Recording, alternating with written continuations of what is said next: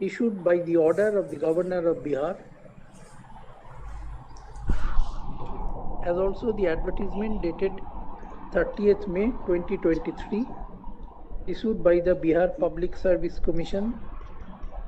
Not with this part may be deleted, not this part, not other. But this court expects that the state of Bihar shall follow or shall abide by the judgment of this court delivered on 11th August 2023. have to remove the prayer area. No, prayer area, but shall not extend. 3 जजों की bench ने आज फिर फैसला दी है। Sir, इसमें क्या क्या हुआ? देखिए, जो जजमेंट आया है बेसिकली, तो सुप्रीम कोर्ट का जो जजमेंट आया था उसी को इन्होंने कंटिन्यू किया है कि वो जजमेंट बिल्कुल सही जजमेंट है, उसमें किसी प्रकार का हेरफेर नहीं किया जा सकता था। उस जजमेंट में यही कहा गया था। उसके पहले जो केस आया था उस केस में यह था कि क्या 1 से 5 तक की वैकेंसी में बीएड वालों को भी शामिल कर दिया जाए। तो केंद्र सरकार का कहना था कि बिल्कुल हम शामिल कर सकते हैं। तो कई डीएलएड वालों ने कह दिया कि भाई 1 से 5 तक का तो है, वो डीएलएड वालों के लिए बना है, तो आप बीएड वालों को क्यों शामिल कर रहे हैं। तो फिर उस पर हुआ कि भाई उनको हम एक ब्रिज कोर्स करा देंगे और कराने के बाद उसमें शामिल हो सकते हैं। तो इस पे जो केस गया, उस केस में जो है सुप्रीम कोर्ट ने स्पष्ट रूप से कह दिया कि 1 से 5 तक की वैकेंसी सिर्फ और सिर्फ डीएलएड वालों के लिए ही रहेगी, उसमें बीएड वालों की एंट्री पूरी तरह से इनवैलिड है। आज जो आपका डिसीजन आया है वो इसी की पुष्टि करता है कि इसमें कोई भी फेरबदल नहीं होगा। जो सुप्रीम कोर्ट ने डिसीजन ले लिया है बिल्कुल सही डिसीजन है, उसमें कोई भी हेरफेर नहीं होगा। मतलब फिर से बिहार सरकार और बीपीएससी को निर्देश दिया गया है कि आप जो डिसीजन है 11 तारीख को उसी को अक्षरशः पालन करेंगे। नहीं, सुप्रीम कोर्ट किसी को निर्देश नहीं देता है। सुप्रीम कोर्ट ने अपना डिसीजन दे दिया, अब आपको जो निर्णय लेना है आप उसके हिसाब से निर्णय लेंगे। सुप्रीम कोर्ट कुछ नहीं कहता है। सुप्रीम कोर्ट के पास जब केस जाएगा या ये लोग पूछेंगे कि हम क्या करें, तो नॉर्मली ये पूछते भी नहीं है। सुप्रीम कोर्ट ने अपना डिसीजन दे दिया, अब ये उसी के अनुसार काम करेंगे। जी हाँ, अब यानी कि 1 to 5 के लिए देखा जाए तो केवल और केवल डीएलएड बचे। बिल्कुल, अब 1 to 5 के लिए सिर्फ और सिर्फ डीएलएड वाले बचे हैं। बहुत बड़ा प्रश्न था, आप भी लगातार आवाज उठा रहे थे ए पेयरिंग वाले को लेकर, बीएड ए पेयरिंग को लेकर। आज 25 तारीख हो गया, आज सिलेबस भी जारी कर दिया गया, क्या उम्मीद है? अब हमको लगता है कि इसमें जरूर गवर्नमेंट की साजिश रही एक तरीके से। अब स्टूडेंट सब एग्जाम देने के लिए परेशान है। जो अपीयरिंग वाले स्टूडेंट थे सबका लगभग का एग्जाम इधर भी था, टीचर वाला, और उससे 1 दिन पहले आप डेट समाप्त कर रहे हैं, बाद में बढ़ा भी रहे हैं तो 2 दिन के लिए बढ़ा रहे हैं, उसी पीरियड में बढ़ा रहे हैं जब तक वो बच्चे एग्जाम दे रहे होंगे। क्या ये बच्चे विरोध ना करें, यही सोच थी क्या? अब ये समझिए कि आप प्रत्येक साल वैकेंसी देते नहीं हैं, 5 साल पे एक बार वैकेंसी देते हैं, नोटिफिकेशन इस चीज का दिए हैं। अब 5 साल में जो बच्चे इस बार पास आउट हुए होंगे, जिनका रिजल्ट 1 सप्ताह पहले आया होगा, वो भी बच्चे फॉर्म नहीं भर पाए हैं क्योंकि 15 दिन लगता है सर्टिफिकेट निकलने में।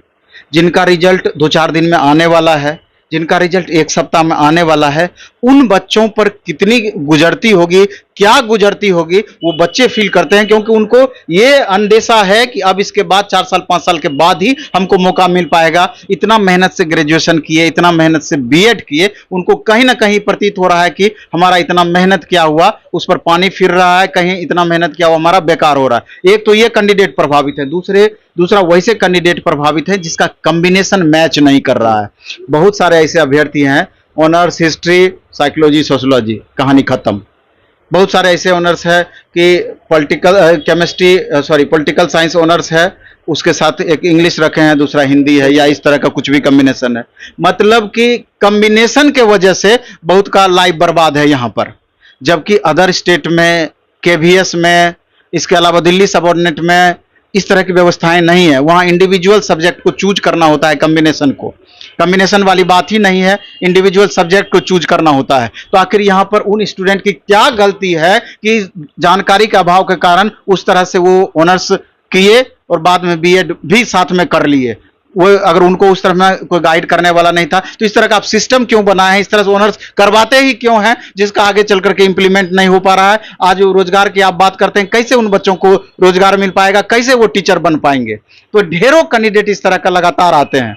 सर, ऐसा भी देखा गया है, अभी तक जो भी वैकेंसी निकाला गया है उसमें 1 से 1.5 माह का समय दिया जाता है फॉर्म भरने का, और कभी बढ़ता भी है तो 1 सप्ताह बढ़ाया जाता है। लेकिन इसमें 13 से 14 दिन मात्र दिया गया और बढ़ा भी तो केवल 2 दिन। ऐसा क्यों हो रहा है? अभी भी अपीयरिंग वाले स्टूडेंट को जगने की जरूरत है। और सरकार की मंशा बहुत अच्छा प्रतीत नहीं हो रहा है। हम क्या बोलेंगे, समझने वाले सभी समझ रहे हैं कि कोई भी वैकेंसी है 13 दिन 15 दिन निकालने का क्या उचित है टाइम देने का। डॉक्यूमेंट वेरिफिकेशन हमारा स्टार्ट हो जाएगा। हम समझते हैं कि इस महीने नहीं मतलब सितंबर महीने के अंतिम सप्ताह के आसपास में वो डॉक्यूमेंट वेरिफिकेशन की स्थिति में हम लोग आ जाएंगे।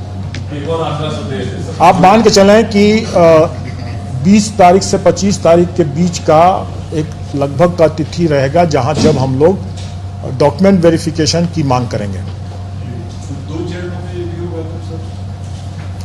डॉक्यूमेंट वेरिफिकेशन कई चरणों में होगा क्योंकि हमारी वैकेंसी जो है 1,70,000 है और हमारे जिला सिर्फ 38 है।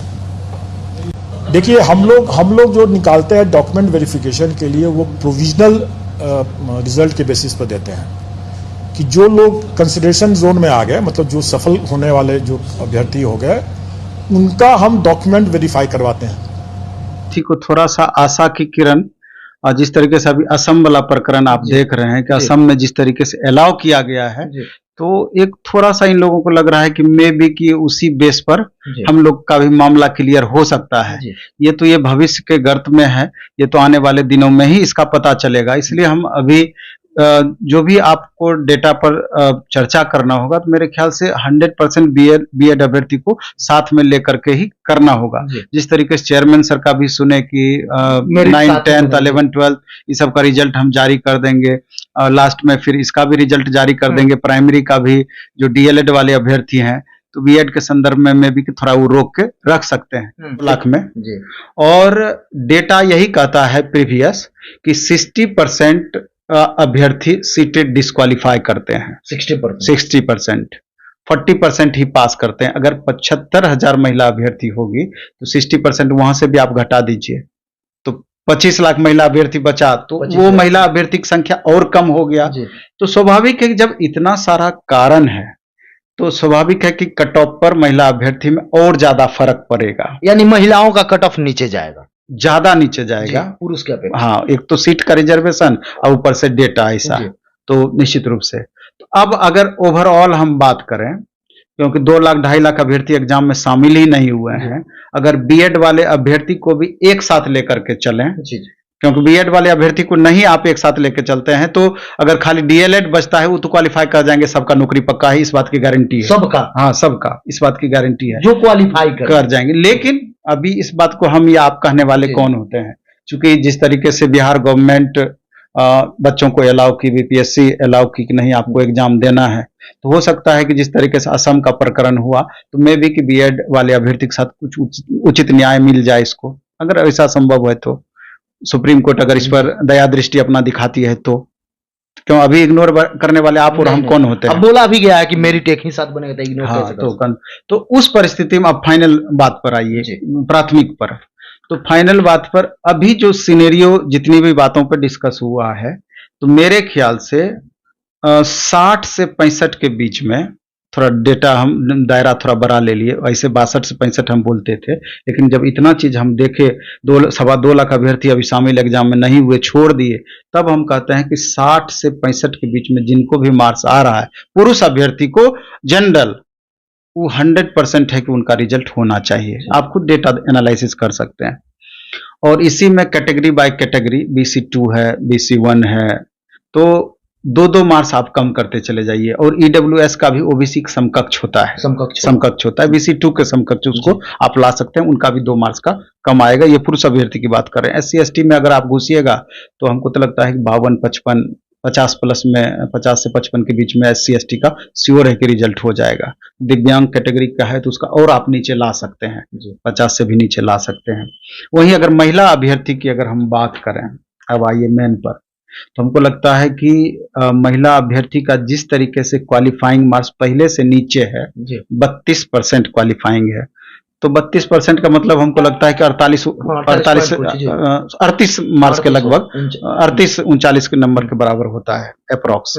तो उस हिसाब से हमको लगता है फ्रेंड्स, जैसा कि आपने सुन लिया होगा, सर का वीडियो पूरा देख लिया होगा आपने, तो उन्होंने पूरा बात बता दिया आपको कि फ्रेंड्स आपने ऊपर पूरी बात सुन ली होगी, सभी टीचर्स की, सभी कोर्ट का जजमेंट भी आपने सुन लिया होगा कि जो कोर्ट ने जजमेंट दिया है सभी आपने वीडियो में अच्छे से देख लिया होगा, जैसा कि मैं बता दिया आपको।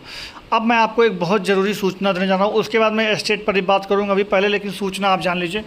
सूचना ये है कि बिहार पब्लिक सर्विस बीपीएससी ने जो है वो 9, 10 और 11, 12 का जो पेपर किया गया है उसमें अब ये लोग क्या करने जा रहे हैं, डॉक्यूमेंट्स वेरिफिकेशन करने जा रहे हैं। डॉक्यूमेंट्स वेरिफिकेशन के लिए देखिए 9, 10 और 11, 12 अभी 1 से लेकर 5 वाला डॉक्यूमेंट्स वेरिफिकेशन नहीं हो रहा है, तो 9, 10 और 11, 12 में डॉक्यूमेंट्स वेरिफिकेशन कराने जा रहे हैं ये लोग। और कब से कराएंगे तो देखिए आप 4 तारीख से लेकर के 12 तारीख तक, यानी 4 सितंबर से लेकर के 12 सितंबर तक ये लोग जिला स्तर पर, मतलब जिस जिला का छात्र है उसी जिला में अपने जाकर के वो डॉक्यूमेंट्स वेरिफिकेशन कराएगा। दूसरी बात ये है कि राज्य के बाहर के अभ्यर्थी का दस्तावेज का सत्यापन पटना मुख्यालय पर किया जाएगा। यानी अगर आप किसी अन्य राज्य से बिलोंग करते हैं, वहाँ बिहार के रहने वाले नहीं हैं, तो आपका सत्यापन जो भी होगा डॉक्यूमेंट्स वेरिफिकेशन का वो पटना में होगा। तो पटना आपको जाना पड़ेगा 4 से लेकर के आपका 12 के बीच में, जैसा जैसा आपको वो बुलाएंगे जिस हिसाब से, उस हिसाब से आपको जाना पड़ेगा। तो ये देखने वाली बात है कि आपको किस हिसाब से बुलाते हैं, तो आगे मैं आपको इन्फॉर्म कर दूंगा जैसे ही आपका वो आएगा एडमिट कार्ड वगैरह। तो आप लोग चैनल को सब्सक्राइब करके बेल आइकन दबा दीजिएगा। ये बात रही, मैं अगली सूचना आपको एक और देता हूँ। अगली सूचना के क्रमबद्ध में ये आप देख लीजिए कि ये बिहार बीपीएससी का ये भी आया हुआ है, उसी दिन मतलब कल ही आया हुआ है। बिहार अध्यापक नियुक्ति में 9, 10 और 11, 12 के लिए दिव्यांग प्रमाण पत्र का जांच, जो मतलब दिव्यांगता, यानी मान लीजिए अगर आपका वो है फिजिकल हैंडीकैप वाला रिजर्वेशन पे अगर आप हैं, या फिर आपका मेडिकल के इशू वाला है, तो आपको क्या करना है, 1 सितंबर से लेकर के 8 सितंबर के बीच में जिला स्तर पर अपना मेडिकल बोर्ड द्वारा गठित अभ्यर्थियों का सत्यापन दिव्यांग प्रमाण पत्र के आधार दिव्यांगता की जांच कराया जाना है। मतलब अगर आप फिजिकल हैंडीकैप वाले से फॉर्म भरे हैं, यानी आप दिव्यांग सर्टिफिकेट पर फॉर्म भरे हैं, तो आपका मेडिकल भी 1 सितंबर से 8 सितंबर के बीच कराया जाना है। और 9, 10, 11, 12 वाले में लागू होता है 1 से 5 तक का। अभी इसमें भी कोई जो है नोटिस वगैरह नहीं आया। तो आप चैनल को सब्सक्राइब करके बेल आइकन दबा दीजिएगा, ताकि मैं जैसे ही कोई अपडेट होगा मैं आपको तुरंत बता दूंगा। अभी मैं चलिए आपको दिखाता हूँ, या स्टेट के बारे में बात करता हूँ। तो देखिए फ्रेंड्स, ये मैं आपको आ गया, देखिए यहाँ पर मैं आपको बता दूं तो डीवी का नोटिस मैंने आपको बता दिया, ये इनका बयान भी आप सुन चुके हैं, फिर बाकी ये भी कोर्ट का डिसीजन आप सुन चुके हैं, ये भी जो टीचर हैं वो बता दिए कि क्लियरिफिकेशन दे दे क्या होगा क्या नहीं होगा। और अब मैं आपको बताना चाहता हूँ, देखिए क्या कि अगर मान लीजिए ये बीएड का जो फैसला ये आया है, वो फैसला कुछ आया नहीं, एक्चुअली में यही कहा गया कि जो 11 तारीख को सुप्रीम कोर्ट ने फैसला सुनाया था वही सर्वमान्य है, वही मानना है बीपीएससी को भी। लेकिन अगर मान लीजिए बिहार गवर्नमेंट कोई बिल लेकर के आती है और उसे सदन में पास करा देती है कि ये नहीं होगा, ऐसा हमारा नया मतलब ये चीज़ चलेगा, तो वहाँ पर अगर क्राइटेरिया बदला जाता है, या फिर कोई कोर्स कराने की बात की जाती है, या फिर कोई एक्स्ट्रा एलिजिबिलिटी की बात की जाती है, तो वहाँ पर कुछ हो सकता है।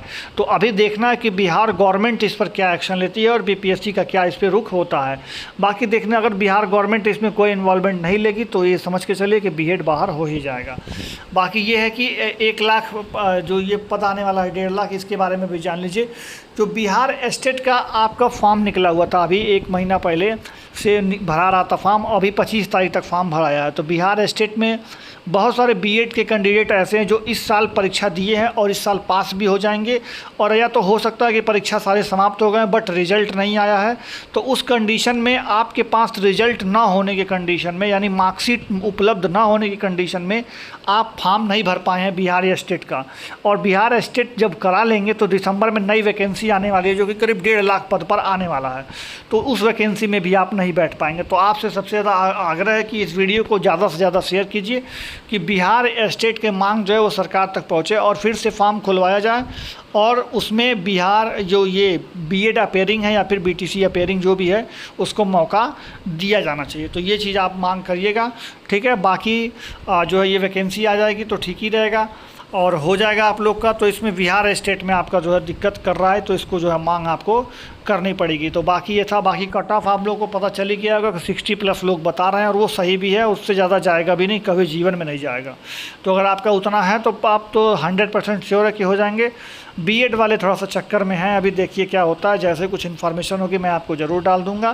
आप लोग चैनल को सब्सक्राइब कर लीजिएगा, बेल आइकन दबा के रखिएगा। टेलीग्राम ग्रुप आपको लिंक मैं डिस्क्रिप्शन में दे दूंगा, वहाँ से, या फिर आप अपने टेलीग्राम में ऑनलाइन ट्रैकवे लिख करके सर्च कर दीजिएगा, वहाँ से अपना टेलीग्राम का ग्रुप आ जाएगा, उसमें जुड़ जाएगा, मैं उसमें भी दे दिया करता हूँ। तो चलिए मिलते हैं अगले वीडियो में। जय हिंद, जय भारत, धन्यवाद।